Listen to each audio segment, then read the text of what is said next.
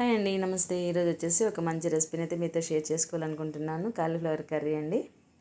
నేనైతే medium size cauliflower అయితే తీసుకొని దీన్ని చిన్న చిన్న ముక్కలుగా కట్ చేసేసాను అనమాట. గ్రేవీ కావాలి కాబట్టి స్టవ్ మీద కడాయి పెట్టేసుకొని కొంచెం సాల్ట్, పసుపు వేసేసుకున్నాను. 2 మినిట్స్ అయితే కాలీఫ్లవర్ని అయితే కుక్ చేసుకోవాలి. ఎక్కువసేపు ఉడికించామంటే కాలీఫ్లవర్ ఎక్కువగా ఉడికిపోతుందండి. అందుకని ఒక 2 or 3 మినిట్స్ ఉడికించుకోవాలన్నమాట. నేనైతే పచ్చి కొబ్బరి అయితే తీసుకున్నాను. తగినంత 3 స్పూన్స్ అయితే ఆయిల్ వేసుకొని పచ్చిమిర్చి, ఆనియన్స్, టొమాటోస్ అవన్నీ వేసుకొని ఇవన్నీ ఆయిల్లోనే కొంచెం మగ్గనివ్వాలండి. మగ్గనిస్తేనే టేస్ట్ ఎక్కువగా ఉంటుందన్నమాట. నేనైతే ఒక 5 మినిట్స్ లీవ్ చేసేసాను. వీడియోని అయితే స్కిప్ చేయకుండా చూడండి. అలాగే ఫస్ట్ టైం మన ఛానల్ చూస్తున్నట్లయితే please subscribe my channel and support me. కొంచెం అల్లం పేస్ట్ కూడా వేసాను.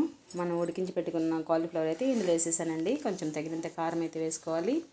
గరం మసాలా ఒక స్పూన్ వేసాను, చూస్తున్నారా. అలాగే తగినన్ని వాటర్ అయితే నేను వేసుకున్నాను. ఒక 5 మినిట్స్ చాలండి.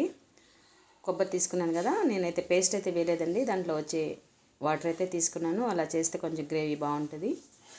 ఇదేంటంటే కొంచెం మెంతాకు ఉంటుంది కదండి, అదైతే దాన్ని వేసానమాట ఫ్లేవర్ కోసము. అలాగే కొత్తిమీర అయితే గార్నిష్ చేసుకున్నాను. చాలా బాగుంటుందండి ఈ కర్రీ. ఒకసారి ట్రై చేయండి. ఎలా వచ్చిందో కామెంట్లో తెలియచేయండి.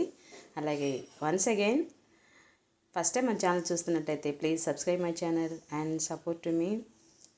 2 మినిట్స్ అయితే లీవ్ చేసిన తర్వాత కర్రీ అండి ఇది. చూస్తున్నారు, చాలా అంటే చాలా బాగుంటుంది అనమాట. Thank you for watching.